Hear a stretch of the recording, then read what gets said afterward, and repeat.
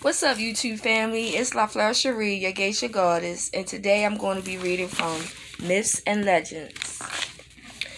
Creation Myth, the creation of the universe from the Yoruba people, West Africa.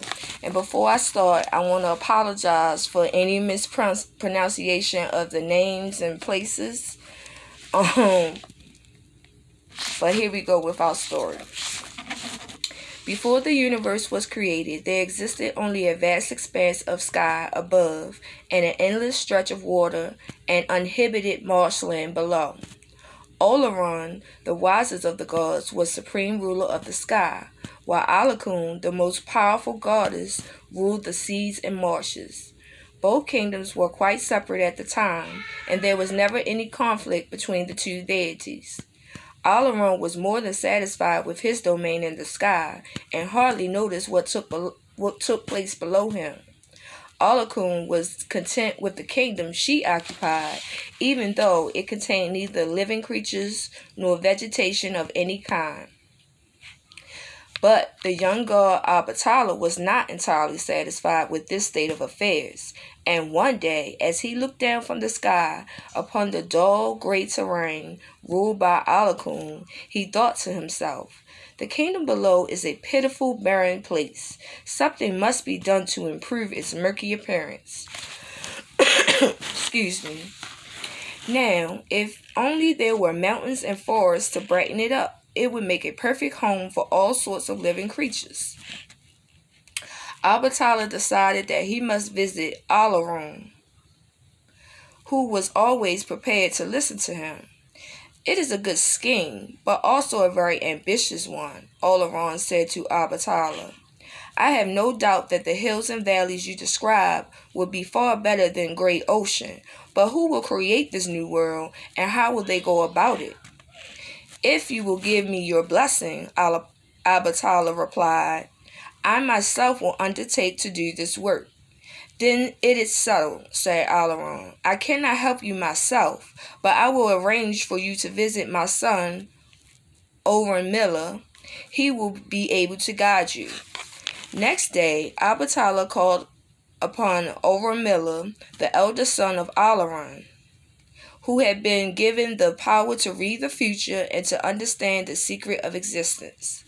Orimilla produced his divining tray, and when he placed 16 palm nuts on it, he shook the tray and cast its contents high into the air. As the nuts dropped to the ground, he read their meanings aloud. "First, Abatala," he announced, "you must find a chain of gold long enough for you to climb down from the sky to the watery waste below. Then, as you descend, take with you a snail shell filled with sand, a white hen, a black cat, and a palm nut. This is how you should begin your quest." Abatala listened attentively to his friend's advice and immediately set off to find a goldsmith who would make him the chain he needed to descend from the sky to the surface of water below. "I would be happy to make you the chain you asked for," said the goldsmith, "provided you can give me all the gold I need. But I doubt you will find enough here for me to complete my task." Abatala would not be dissuaded, however, and having instructed the goldsmith to go ahead with his work, he approached the other sky gods and one by one explained to them his purpose, requesting that they contribute whatever gold they possessed.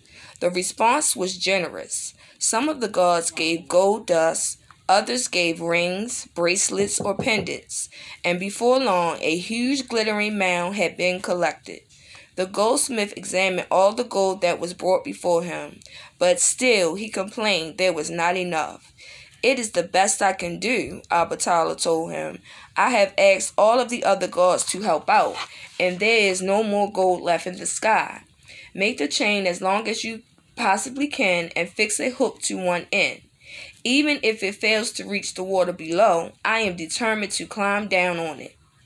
The goldsmith worked hard to complete the chain, and when it was finished, the hook was fastened to the edge of the sky, and the chain lowered far below. Orimilla appeared and handed Abatala a bag containing the sand-filled snail shell, the white hen, the black cat, and the palm nut. And as soon as he had slung it over his shoulder, the young god began climbing down the golden chain, lower and lower, until he saw that he was leaving the world of light and entering a world of twilight. Before long, Abatala could feel the damp mist rising up off the surface of the water, but at the same time, he realized that he had just about reached the end of his golden chain. I cannot jump from here, he thought. If I let go of the chain, I will fall into the sea and almost certainly drown. And while he looked around him helplessly, he suddenly heard a familiar voice calling to him from up above. Make use of the sand I gave you, Owen Miller instructed him. Toss it into the water